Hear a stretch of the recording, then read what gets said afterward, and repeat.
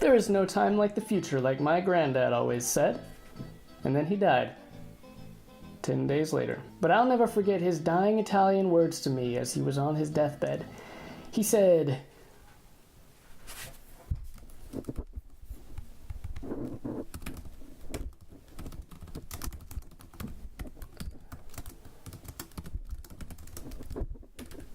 "Spaghetti e polpette sono buon per te," which directly translates, "spaghetti and meatballs are good for you."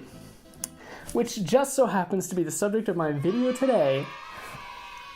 Dennis Reviews Spaghetti and Meatballs. My name is Dennis, this is Dennis Reviews, and today I'm going to be Dennis reviewing Spaghetti and Meatballs. Ryan Gosling is here, my pills are here.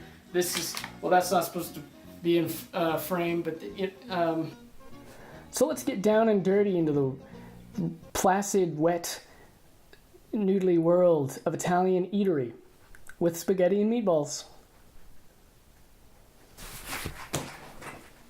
Buongiorno. I've conveniently placed the microphone right here. You can probably see it. That is for your own good, audience.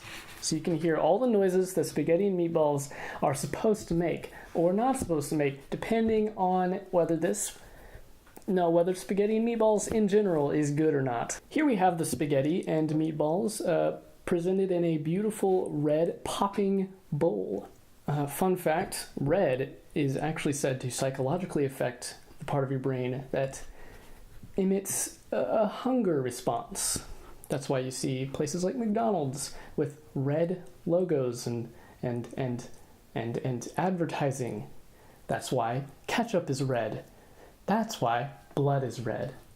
It's also the color of the devil and Satan. Now, the first thing to consider when you are reviewing spaghetti and meatballs is, the general look. Let's see, we got a bunch of little wormy doos all around here, and these giant balls.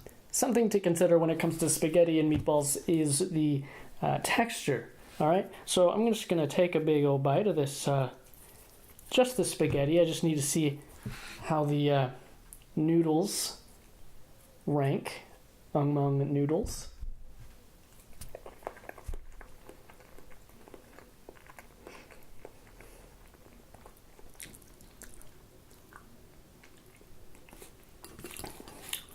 Well, those have to be the worst noodles I've ever had in my entire life. I don't know if I could blame the entire dish of spaghetti and meatballs, or if I am just trying to say that these noodles are bad. Whoever cooked them, clearly not an Italian, clearly more of a German descent, I'd say, because these meatballs are more German than Italian. I mean, come on. Let's be clear and let's be accurate. When we make spaghetti and meatballs, it should be Italian spaghetti and meatballs because that's where it came from.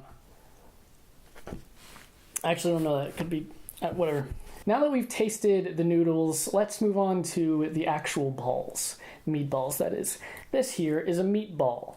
Now, what you do generally with these things is eat them, but sometimes they're too big and you just want to eat part of it, half of it.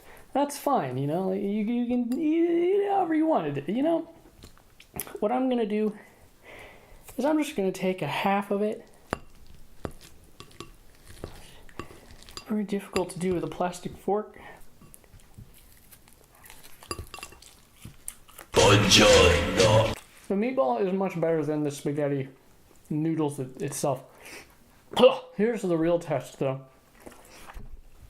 What did they taste like together? So what you generally want to do is you want to get some noodles on your fork by twirling it. Okay? So once you have some noodles, then you stick a meatball at the end of it like this. So you're gonna want noodles on the top half of the fork and then a meatball at the end. That way you get the whole package in your mouth. Yes.